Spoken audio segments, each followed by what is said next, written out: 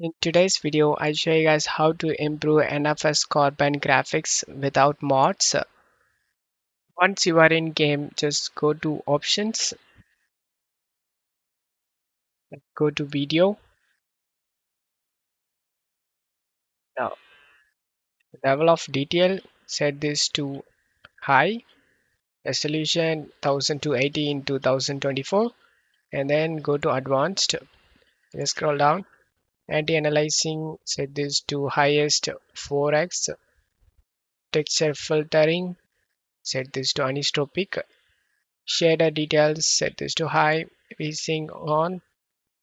Valley detail, set this to maximum. Road reflection detail, set this to high. Core detail high. For reflection high. Rain on. Visual treatment, set this to low. Rain, set this to off. And motion blur, turn it off. Practical system on and select done and done. Now just press the escape key and start the game. And now you can enjoy better graphics in NFS Carbon. I hope this video helped you guys. If the video helped you, don't forget to leave a like and subscribe. Thank you.